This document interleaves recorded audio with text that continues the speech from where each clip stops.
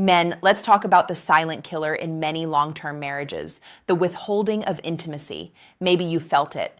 The conversations about sex have stopped, the bed is cold, and the gap between you and your wife feels like a canyon. You are a good man, you provide, you're faithful, you try to be supportive, and yet the one thing you need most to feel respected and connected is gone. And then comes the shocker, the thing that simply doesn't compute in a good man's mind. You hear stories, perhaps even experience it yourself, where intimacy is cut off, only for a partner to seek connection elsewhere, sometimes with a man who offers none of the commitment or respect you do.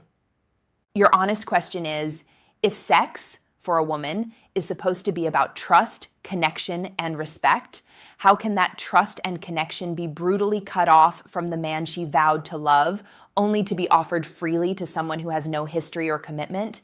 It's a painful, confusing paradox that can shatter a man's dignity. But I want you to know, your confusion is valid, but the story you're being told about why this happens is often incomplete and misleading. I've spent the last 5 years watching good men struggle with this exact scenario.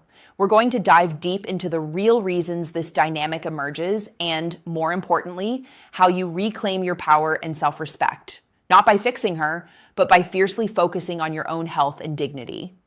This is a tough topic, so if you're ready to face this truth and find a path forward, hit that like button now. Let me know in the comments, what does respect mean to you in your marriage? And please subscribe and ring the bell to support men's emotional and physical health on this platform. The myth we are often sold, and the story many wives tell themselves, is that intimacy is withheld purely because the man has failed to provide emotional connection, respect, or trust. While those factors are always important, the deeper, more painful truth is that for some, sex stops because it has become a tool of control, a form of punishment, or a symptom of deep, unmet personal needs in the wife that have nothing to do with the husband. Here's the truth a good man struggles to grasp: the male wiring. A good man makes a vow, a commitment, and he means it. For him, withholding sex from his wife as a punishment is almost unthinkable. It feels cruel and fundamentally violates the commitment he made.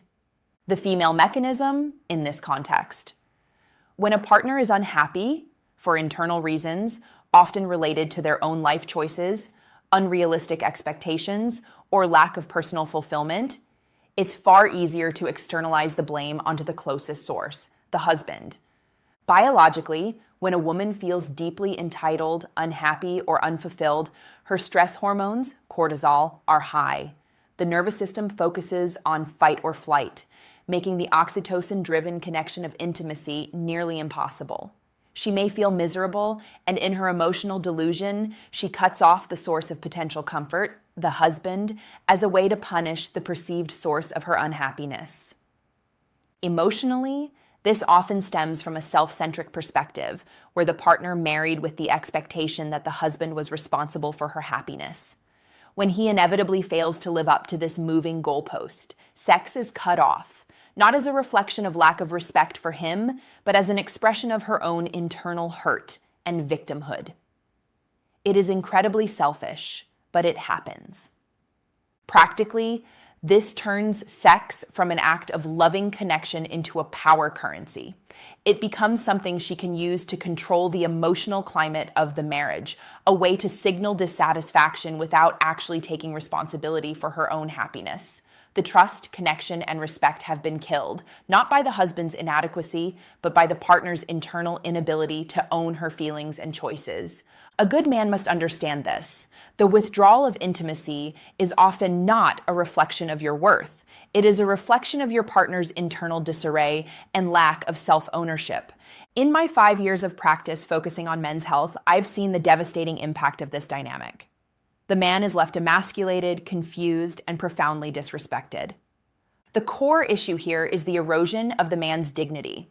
When you are treated cruelly, when intimacy is used to manipulate, when your partner fails to see the impact of her choices on the family, your confidence, your resilience, and even your physical health suffer. I'm here to tell you that you don't have to stay in that place of confusion and victimhood. The solution is not to try harder to fix her, but to reclaim your power, your self-respect, and your vitality by focusing intensely on the man in the mirror. This isn't about saving the marriage right now. This is about saving you. Now let's identify the self-sabotaging mistakes good men make when they try to navigate this cruel behavior. When a good man is hit with this level of apparent cruelty and selfishness, he reacts in ways that, while natural, actually give away more of his power. Here are the top 5 dignity-eroding mistakes I see. 5. Falling for the "it's all your fault" gaslight. The mistake: you internalize the blame.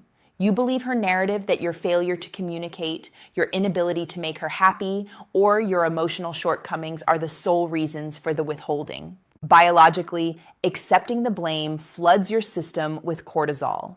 This chronic stress hormone tanks your testosterone, weakens your immune system, and contributes to weight gain and anxiety. Your body is mirroring your crushed emotional state. Emotionally, this kills your self-trust. You enter a spiral of anxiety, desperately trying to change yourself to meet her impossible standards, becoming a shadow of the strong man she married.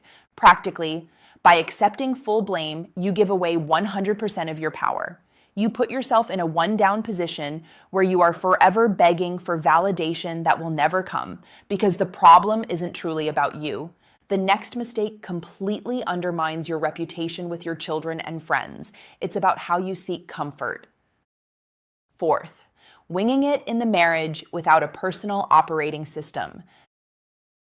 The mistake: you continue to show up in the marriage as a husband who acts like a nice guy, believing that if you are just kind, giving, and helpful, the intimacy will return. You have no boundary, no plan, and no strength. Biologically, the lack of boundaries is exhausting. You are constantly anticipating her needs, which keeps you in a hyper-vigilant state, draining your energy reserves and preventing the deep, restorative sleep necessary for true physical and mental health. Emotionally, your constant niceness without self-respect turns into martyrdom. You start to resent her, and more importantly, you start to resent yourself for allowing yourself to be treated this way. The feeling is not love, but obligation and powerlessness. Practically, she sees your kindness as weakness, a transactional attempt to get sex. It fails to earn her respect, and without respect, attraction cannot exist. This 3rd mistake is the ultimate self-deception that keeps you trapped in fantasy. 3. Believing in the fantasy other man narrative. The mistake: you buy into the idea that if she has an affair, the other man must be somehow better, more exciting, more understanding, or more fulfilling. You think the grass is actually greener. Biologically, your nervous system is hardwired to seek status. If you believe another man is providing the connection you can't, it triggers deep feelings of inadequacy and low self-worth, further crushing your hormonal balance. Emotionally, this allows the partner to use the "I deserve happiness" fantasy as an excuse for cruelty. The reality that the affair is often based on 2 broken people commiserating over their own unresolved issues is missed entirely. Practically, you waste energy trying to compete with a fantasy instead of focusing on the reality of your own high-value, commitment-based character. You need to realize that these fantasy connections are emotionally fragile and have no strong foundation. The 2nd mistake is one of the toughest to stop because it's tied to hope. 2. Neglecting your vows to yourself. The mistake: you made vows to her, but you haven't made vows to yourself. I will protect my emotional health. I will not tolerate disrespect. I will maintain my physical vitality. Because you're focused solely on fixing the marriage, your personal health has become collateral damage. Biologically, you stop working out. You start eating poorly. You rely on alcohol or comfort food to cope with the pain. This physical neglect accelerates aging, promotes systemic inflammation, and guarantees low energy and low mood. Emotionally, by neglecting your self-care, you signal to yourself that your needs and your body are disposable. This self-abandonment makes you feel even less deserving of respect, making you an easier target for manipulation. Practically, you lose the one thing you can completely control, your own physical and mental edge. You cannot lead your life or your family from a place of physical and emotional exhaustion. The number one mistake is what I call the ultimate surrender of a good man's power. 1. The ultimate surrender, staying silent and withdrawing into the man cave. The mistake: you stop initiating sex, and crucially, you stop initiating clear, assertive communication about the state of the marriage. You accept the silence as the new normal, retreating into hobbies, work, or isolation. Biologically, your body accepts the lack of intimacy. Your drive diminishes through disuse. Your mind, seeking safety, stops fighting for connection. This leads to profound loneliness, which is biologically toxic, increasing the risk of heart disease and cognitive decline. Emotionally, this is the self-imposed death of hope. You resign your role as an active partner and become a passive housemate. You trade your dignity for a strained peace. Practically, when you surrender your voice, you allow the negative dynamic to become permanent.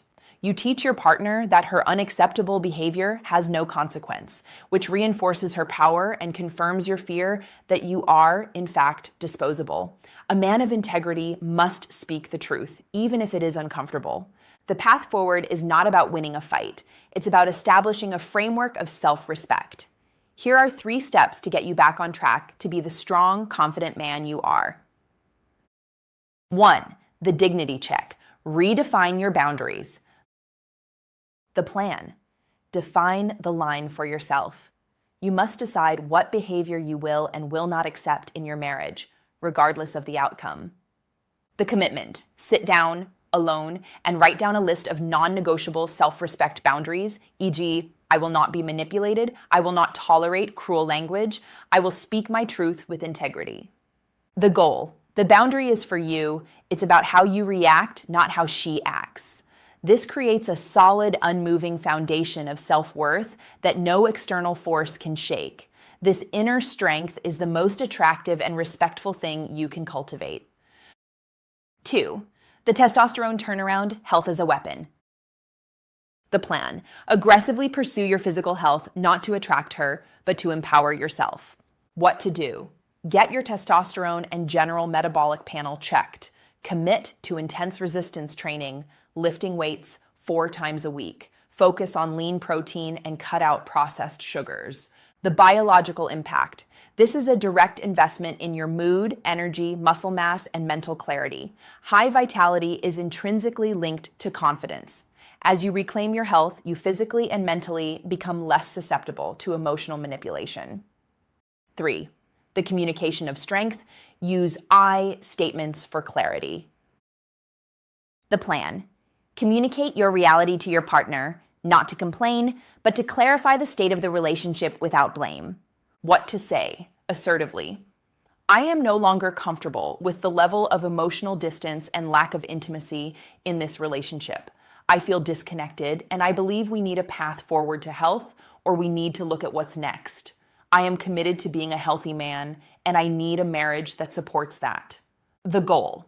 You are stating your perspective, your truth, without attacking her. You are forcing the relationship out of the silent surrender and onto a path of clear resolution, which is the definition of leadership. Men, your inherent worth is not determined by your wife's level of desire, nor is it based on her ability to appreciate you. Your dignity rests on your character, your commitment, and your self-respect. The most important relationship you have right now is with yourself. Focus on becoming the man who deserves respect, who demands respect, and who lives with respect. And you will find comfort, freedom, and an undeniable confidence that changes the atmosphere around you. Do not let the cruelty of unmet expectations define your future. Good men are the backbone of society, and you deserve a life filled with vitality and true connection. Your age is not a time for surrender, but for fierce reclamation of the best version of yourself. Your